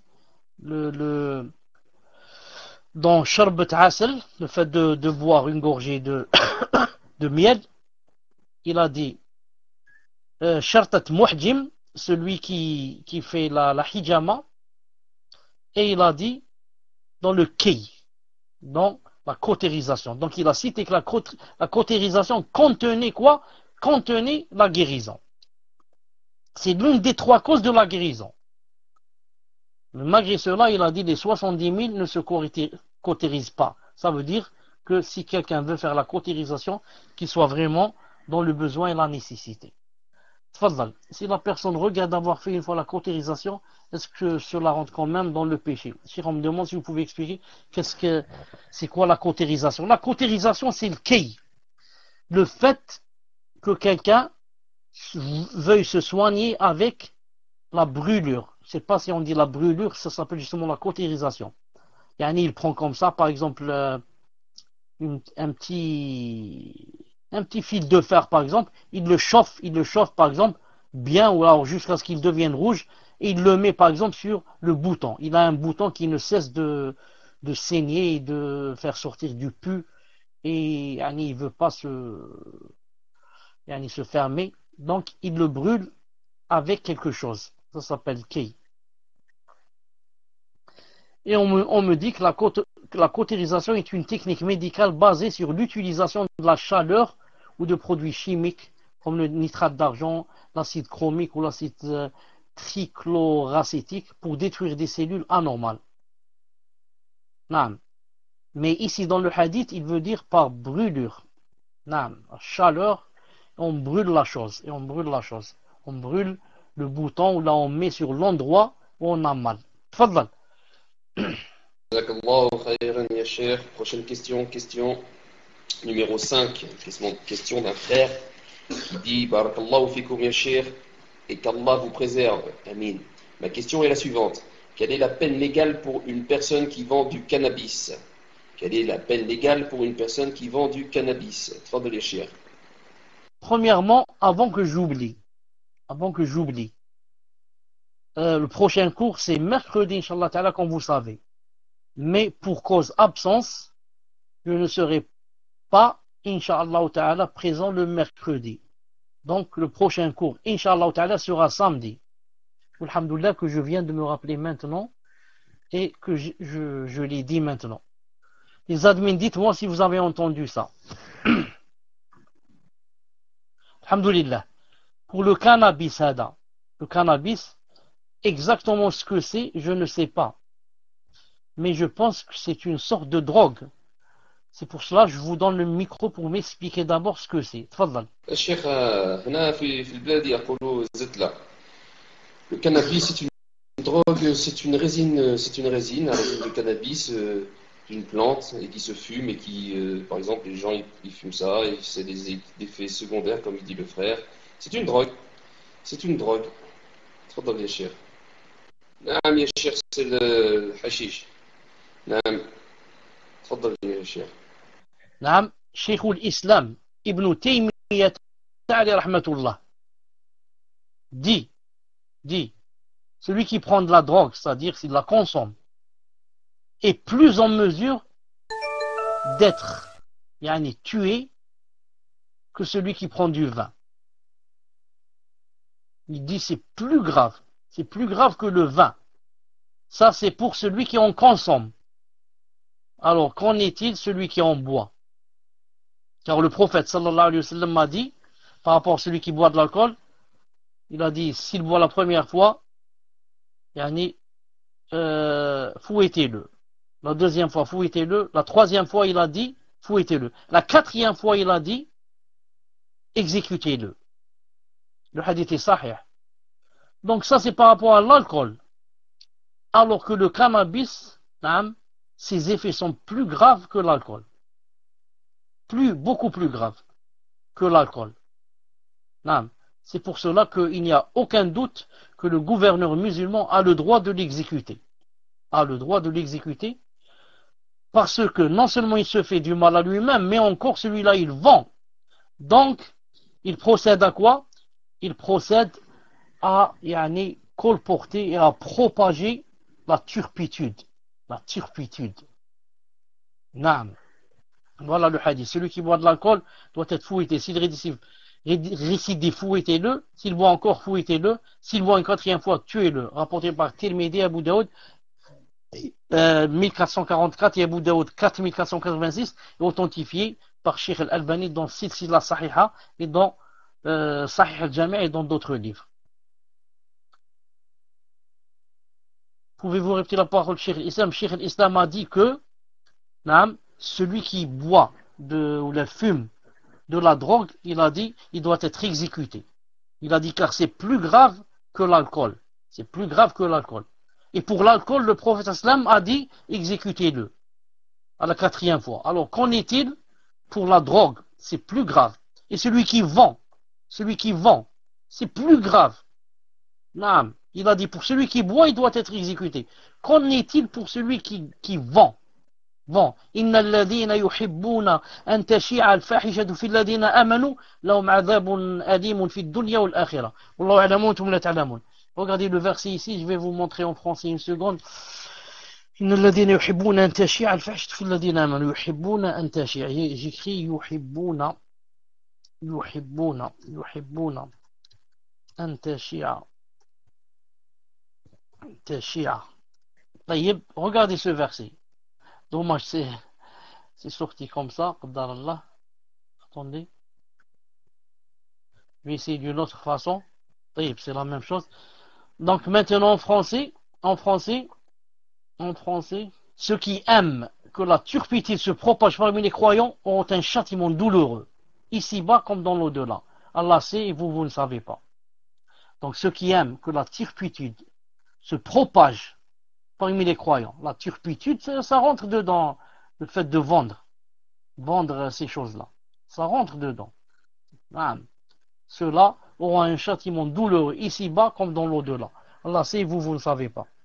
Pourquoi Allah Ta'ala dit Allah sait, vous ne savez pas? Toi tu peux dire, moi je vois des gens qui aiment que la turpitude se propage et il leur arrive rien. Aucun malheur. Réponse, Allah Ta'ala sait et vous ne savez pas. Il est plein de malheurs et toi tu ne sais pas. Allah lui a durci le cœur, toi tu ne sais pas. Allah lui a rétréci sa poitrine, toi tu ne sais pas. Il a l'angoisse et toi tu ne sais pas. Et khali des choses qui sont arrivées que tu n'as pas vues. Et laisse des choses qui vont lui arriver et que toi tu ne sais pas. Naam. Tfaddal. J'attends que vous posiez une question, Inch'Allah Ta'ala. Le problème, c'est que j'avais beaucoup de coupures chez moi. Je ne sais pas si c'était le cas chez vous aussi. Et j'ai eu beaucoup de coupures. Très Inch'Allah. Donc on me demande par rapport à ce que vous avez dit, cher, pourquoi c'est plus grave le hashish que l'alcool? Pourquoi c'est plus grave le hashish que l'alcool? Tfaddal, cher. Je pense, Allah subhanahu wa ta'ala alam, que d'abord l'alcool, beaucoup de gens ont fait tawbah de l'alcool et ont pu le délaisser. Et le hashish, c'est rare qu'une personne puisse s'en éloigner. Même après avoir fait tawbah, tu trouves que il y a toujours des gens qui disent voilà, j'ai fait tawbah, alhamdoulilah, mais il n'a pas arrêté de ça. Ensuite, autre chose. Taymiyyah rahimahullah a dit dans Siyas al-Shar'iyya, page 92, le hashish confectionné avec des feuilles de vigne est interdit de consommation. Et celui qui consomme doit subir la même peine que le buveur de vin. Le hashish est même pire que le vin. Non. Je disais, ensuite, remarquez une chose. Non. Le hashish, beaucoup de gens diminuent de sa valeur. Non. Au point qu'ils veulent le faire passer que c'est pas grave. C'est pour ça que tu ne trouves jamais quelqu'un qui boit de l'alcool et en même temps, en ayant bu par exemple quelques bières, il vient prier. Jamais. Par contre, tu trouves celui qui prend une cigarette de hashish et il vient fumer. Et il vient prier. Tu dis non, c'est pas grave, ça n'a rien à voir, il te dit. Alors qu'avec l'alcool, il ne vient jamais prier. Il sait que ça marche pas. Mais pour le hashish, il dit non, ça c'est pas grave. Il peut venir, même ici dans le quartier, il y en a. La même journée, il prend le hashish et il va quoi? Il va prier. Et quelqu'un qui prend le hashish, 40 jours, sa prière n'est pas acceptée. Exactement comme dans le vin et l'alcool. 40 jours, sa prière n'est pas acceptée. Même s'il boit quoi? Un seul verre. Ensuite, les effets du cannabis sont sévères pour le cerveau. Ça a quelque chose, je ne connais pas le terme médical, mais ça a des effets très dangereux comparé à l'alcool. C'est pour ça que l'alcool, plusieurs personnes qui étaient peut-être alcooliques, avec la tauba, ont pu s'en départir, alhamdoulilah. mais le cannabis et le hashish, c'est vraiment difficile de s'en départir. Naam. Wallahu ta'ala alam. Tfaddal. Salam alaikum, est-ce qu'il y a du son?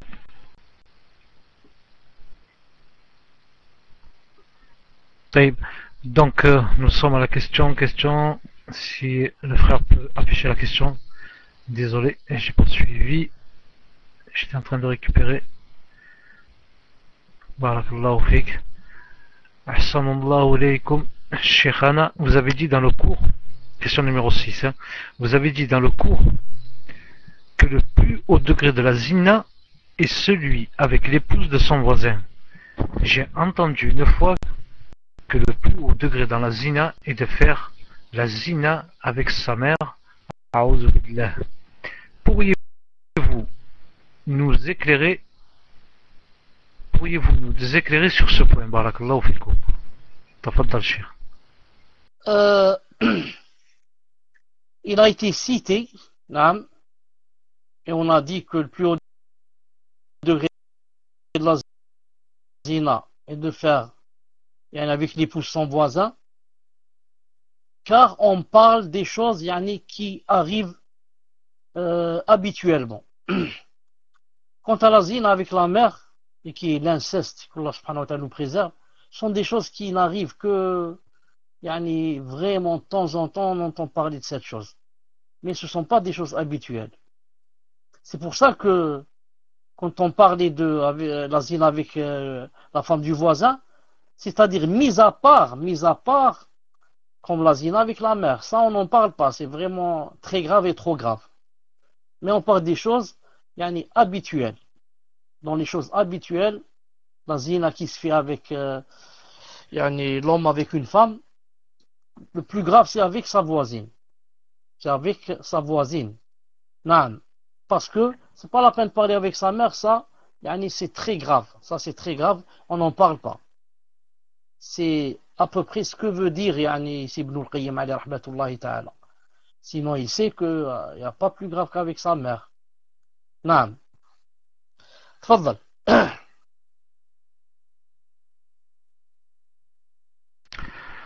Barakallahu fikum Cheikh. Prochaine question numéro 7. Question d'un frère. Salam alaikum Cheikh. Barakallahu fikum. Et qu'Allah vous préserve. Ma question est la suivante. Quelle est la peine légale pour une personne vendant du cannabis? Quelle est la peine légale pour une personne vendant du cannabis? Tfaddal ya Cheikh.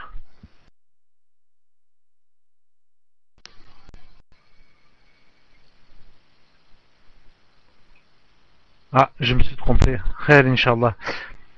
Désolé, c'est toujours la question numéro 7. Shir, ai-je bien saisi le cours si je dis, par exemple, que le fait qu'un pays musulman n'applique pas les peines légales entraînera forcément une peine universelle pour le pays en question?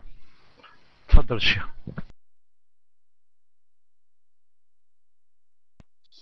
En principe, c'est comme ça. Car Ibn al-Qayyim rahimahullah ta'ala parlait aussi des pays musulmans. Non. Ça rentre dans la généralité de sa parole. Car si c'est un pays kafir, il n'y a pas un pays kafir on va le blâmer pourquoi tu n'appliques pas les peines légales. Mais on parle de pays musulmans qui n'appliquent pas de peines légales ou qui n'en appliquent que quelques-unes. Et comme ça. Non. Donc, le pays musulman qui n'applique pas de peine légale est enclin à recevoir les peines universelles. Est enclin à recevoir des peines universelles. Et la peine universelle, comme vous savez, ça touche tout le monde. Même celui qui est masha'Allah, même le bienfaisant, même il est touché par cette peine. Et Yom al-Qiyamah, il sera envoyé d'après son intention, bi'idnillah subhanahu wa ta'ala. Et il y a certains hadiths qui citent que s'il y a des choses qui arrivent comme ça et que la personne réprouve avec son cœur et réprouve aussi avec sa langue, que si jamais il y a une peine légale, elle peut être sauvée, et une peine universelle, elle peut être sauvée bi'idnillah ta'ala. Il y a aussi des hadiths en ce sens. Et il y a aussi un verset en ce sens. نعم تفضل. Jazakallah khayran ya Cheikh. Donc j'ai eu un petit souci de connexion, frère, Inch'Allah. Je ne sais pas si vous m'entendez bien. Donc nous allons passer à la 8e question. 8e question, question d'une sœur qui demande Ahsanallahu ilaykum wa barakallahu fikum, cher. Je sens en ce moment une très grande douleur au cœur. Je sens ma poitrine étroite car avant, lorsque je pensais au fait de commettre un grand péché par exemple, cela me paraissait très grave. Mais en ce moment, j'ai beaucoup de waswas à ce sujet. Shaitan, a'udhu billah, me dit qu'on peut toujours faire la tawbah. Que me conseillez-vous, cher? Car cela me rend très triste, surtout suite à tout ce qui a été dit par rapport aux peines légales. Cela fait très peur, mais il n'empêche que Shaitan, a'udhu billah, me perturbe beaucoup par ses insufflations diaboliques. Tfadal Cheikh, wa jazakallahu khayran. Il faudrait, Inch'Allah, que je le dise, donc, pour bien comprendre. Je sens en ce moment une très grande douleur au cœur. Je sens ma poitrine étroite, car avant, lorsque je pensais au fait de commettre un grand péché, par exemple, cela me paraissait très grave. Mais en ce moment, j'ai beaucoup de ressources à ce sujet. Shaitan me dit qu'on peut toujours faire la tauba. Que me conseillez-vous, cher? Car cela me rend très triste, surtout suite à tout ce qui a été dit par rapport au pain légal. Cela fait très peur, mais il m'empêche, Shaitan me perturbe, etc. Taïb, je ne vois pas, yani, ceci avec ce que j'ai dit. Pourquoi? Pourquoi? Quand elle dit, la personne dit, lorsque je pensais au fait de commettre un grand péché, par exemple, cela me paraissait très grave. Alhamdoulilah, cela paraissait et cela doit paraître aussi. Et cela paraîtra. Comme ça doit être. On dit toujours c'est très grave. En ce moment, j'ai beaucoup de sujets. Shaitan me dit qu'on peut toujours faire la tauba, etc. Non. Donc, si je comprends bien, ça veut dire Shaitan veut, disons, rendre petit, rendre pas grave le péché. Il dit, malgré quel péché que tu fais, alhamdoulilah, il y a la tauba. Mais le vrai croyant, c'est pas comme ça qu'il pense. Il ne pense jamais comme ça. Mais il pense que quand il fait un grand péché, il a rendu Allah subhanahu wa ta'ala en colère contre lui. Et Allah ta'ala peut le maudire. Et Allah ta'ala peut descendre maintenant, un tremblement de terre, ou lui donner quelque chose qui va quoi? Qui va le rendre inerte. Ou qui va le rendre, il peut plus marcher. On va le paralyser. Et il peut lui donner une maladie et comme ça et comme ça. Quant à la tauba, les gens et les pieux pensent à elle après avoir fait. Après avoir fait quoi? Le péché, pas avant. C'est pour ça si une personne dit, par exemple, moi je vais pas faire cette chose, c'est haram, non, je veux pas, éloignez-vous de moi, je fais pas ça. Ensuite, shaitan, etc., il a fait par exemple le péché. Là, il pense à la tauba. Il dit, Rabbi, smahli, je savais pas, je voulais pas, etc., shaitan, etc., il fait la tauba, et alhamdoulilah, Allah subhanahu wa ta'ala, inshallah ta'ala, il accepte. Mais si par contre, il dit, là, l'alcool c'est haram, mais alhamdoulilah, la tauba détruit tout. Donc, je vais passer une soirée dans le bar avec mes amis, et après je vais à la maison, je fais la tauba. Et alhamdoulilah, la tauba détruit tout. Ça, c'est pas accepté, bi'idnillah. Non, pourquoi? Parce que tu l'as fait d'avance en savant, et en sachant que voilà ceci, cela, et je vais faire la tauba après. C'est pas comme ça. La tauba, elle vient quand tu fais la chose, tu voulais pas la faire, et que maintenant tu as regretté. Ce n'est pas en préparant et en disant je vais faire le péché et alhamdoulilah après le péché je vais faire la tauba. Donc ce serait facile, tout le monde peut dire ça.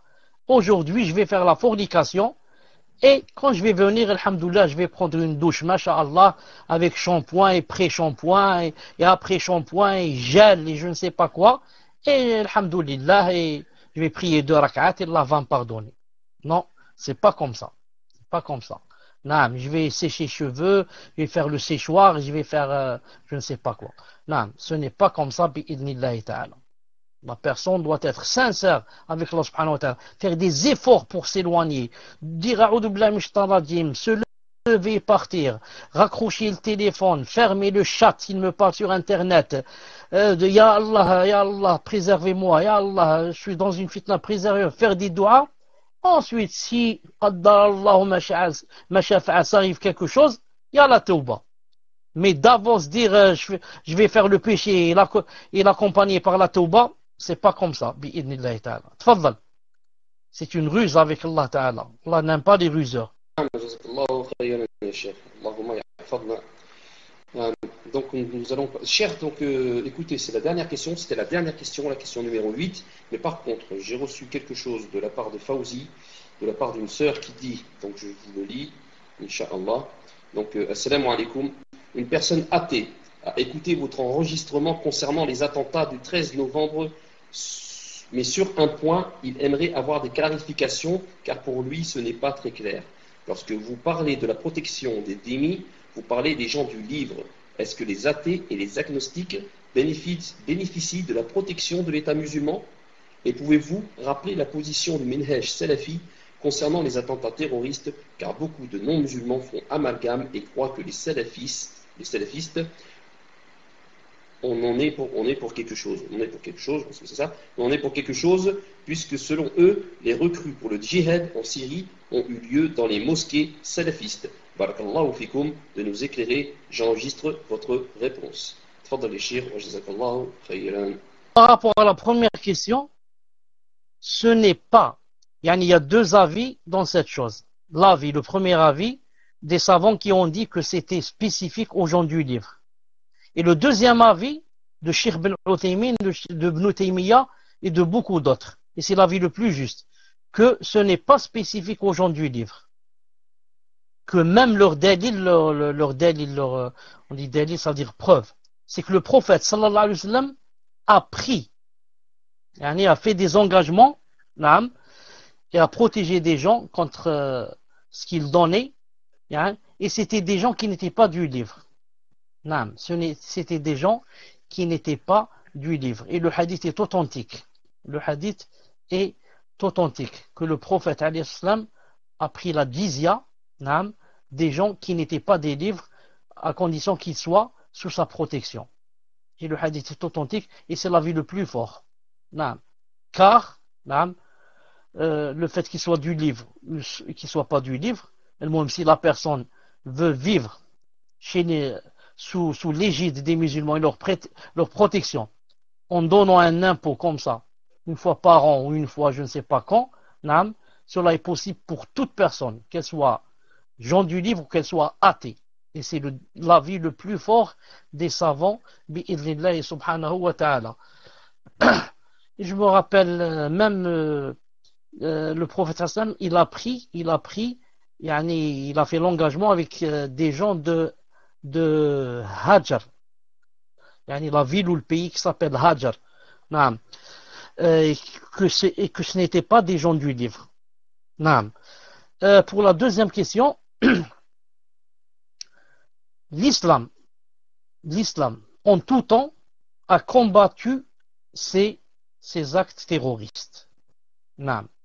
Et les salafis, par prééminence, ce sont eux qui combattent les actes terroristes.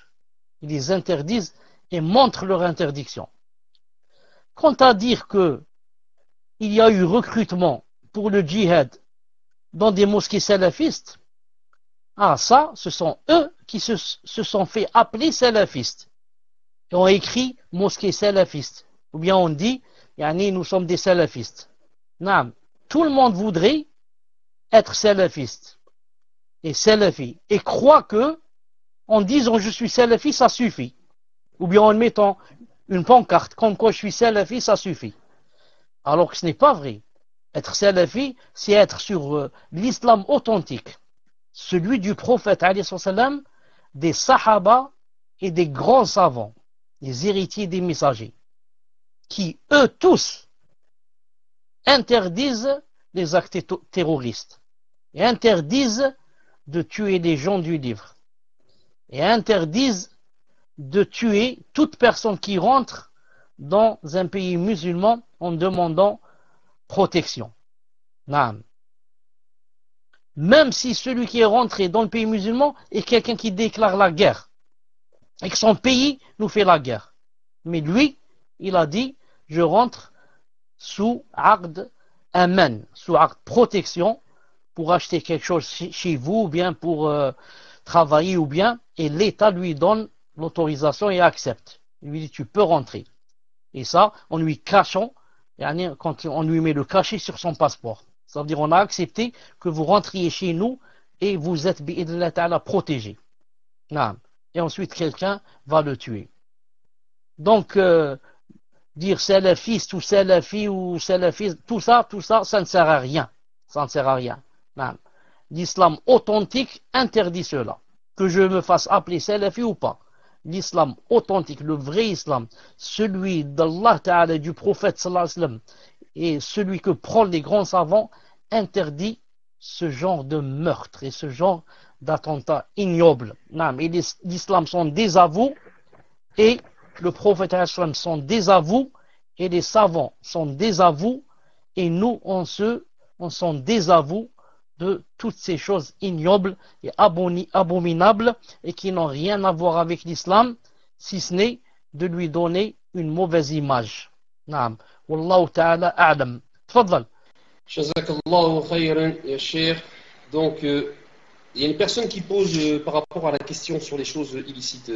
Donc, la personne demande, la personne qui regarde des choses illicites a-t-il le même jugement que ceux qui pratiquent ces actes interdits?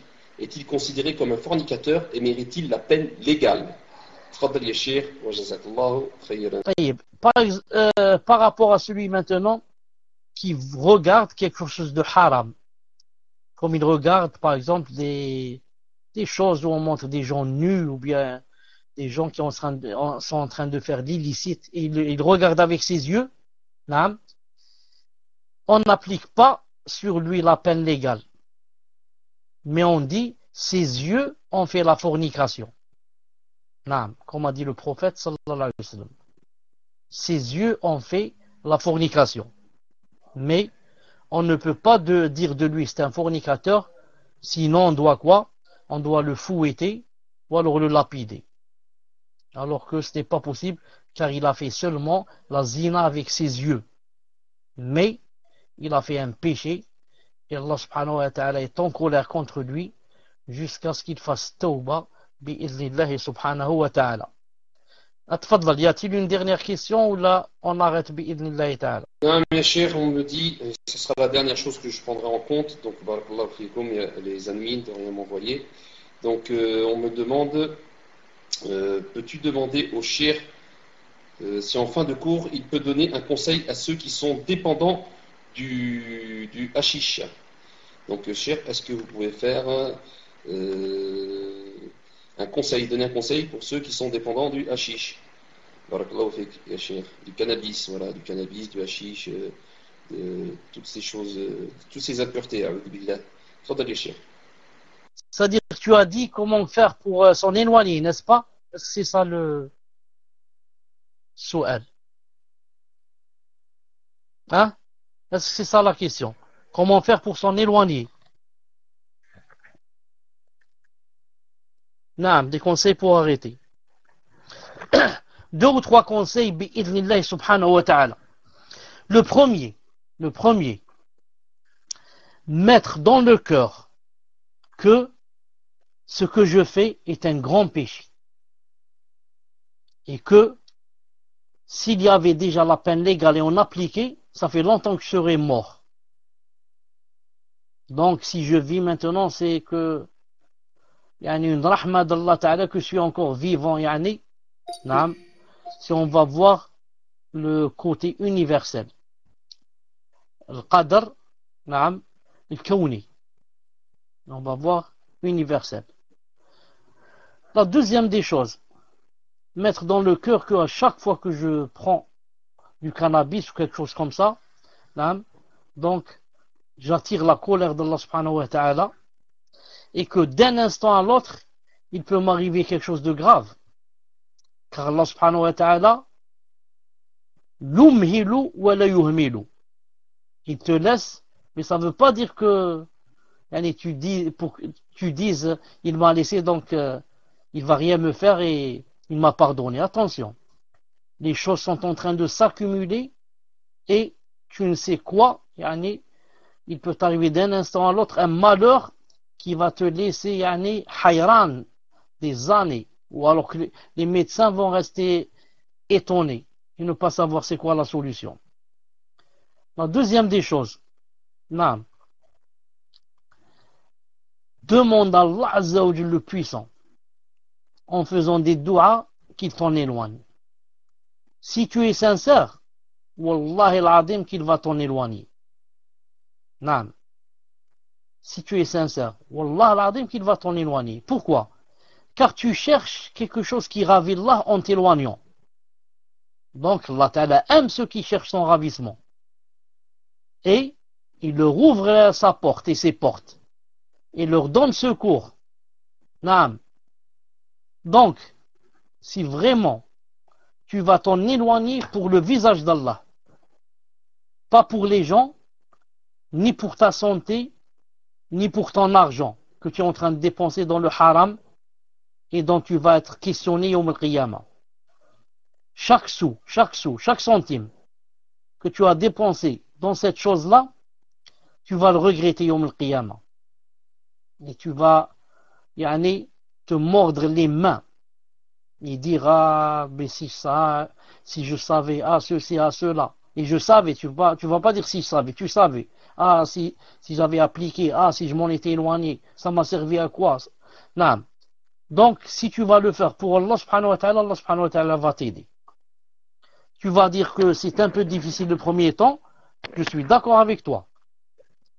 Tu as voulu suivre ce chemin, maintenant, comme on dit, le verbe hadak, c'est pas accuse, on dit assume.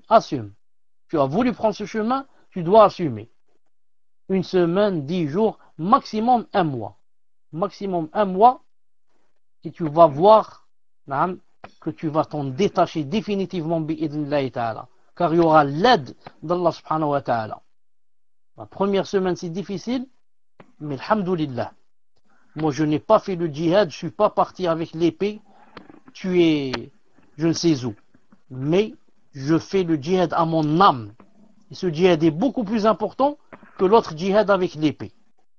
Donc c'est une occasion en or pour faire le djihad. Allah Ta'ala m'a donné une occasion en or pour voir si je peux vendre mon âme pour Allah ou bien je suis seulement en train de bluffer.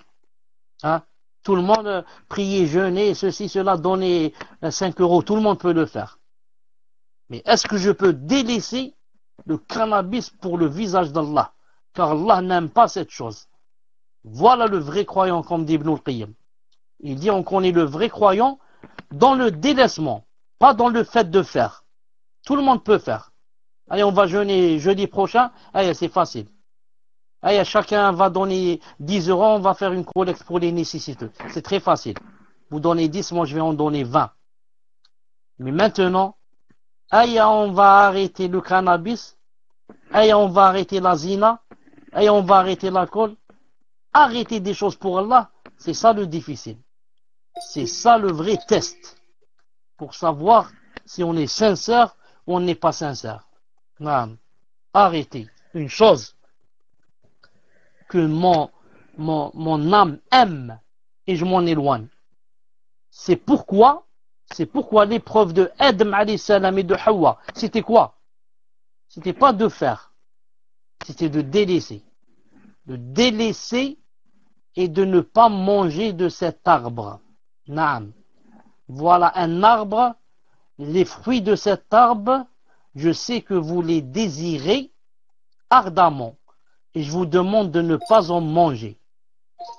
Faites-le pour prouver que vous êtes sincère et que vous m'obéissez et que vous pouvez faire ça pour mon visage. Naam.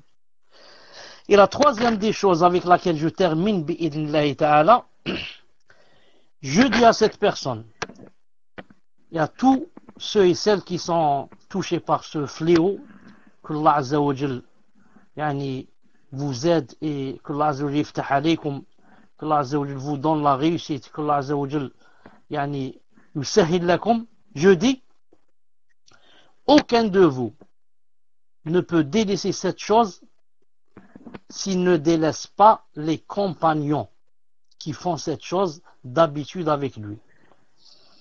Il est impossible que tu t'arrêtes de fumer si tu restes toujours avec les fumeurs.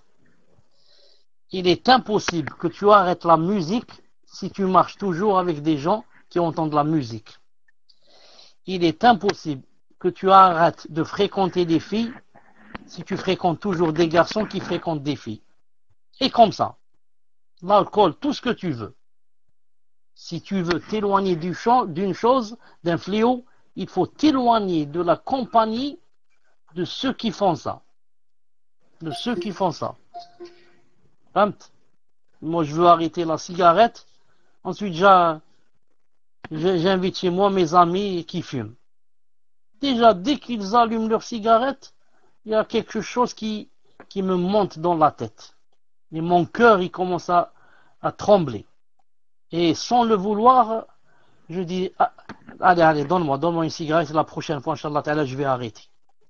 Mais si ces gens-là n'étaient pas venus, ces fumeurs-là, donc tu aurais, Inch'Allah Ta'ala, patienté. Tu serais peut-être au 10e jour ou le 15e jour dans le djihad pour quitter définitivement. Mais maintenant, les fumeurs sont venus, tu vas tenter, tu vas dire, allumez-moi une cigarette. Et demain, Inch'Allah Ta'ala, je vais commencer de nouveau pour m'arrêter. Et tu n'arrêteras jamais. Naam. Voilà, Inch'Allah Ta'ala. Allah Azza wa Jal a'lam, mais qu'Allah Ta'ala vous aide et nous aide tous. Naam. Moi, je connais personnellement quelqu'un qui fumait 3 paquets de cigarettes par jour. 3. C'est pas 1, c'est pas 2, c'est 3. 3 paquets, c'est vraiment beaucoup. Mais quand il a décidé, bi'idnillahi ta'ala, maintenant c'est l'un des meilleurs, Inch'Allah ta'ala, yani, musulmans. Pourquoi? Il a dit c'est pour Allah subhanahu wa ta'ala.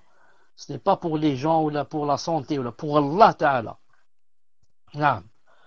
Des gens des sahaba buvaient vraiment de l'alcool.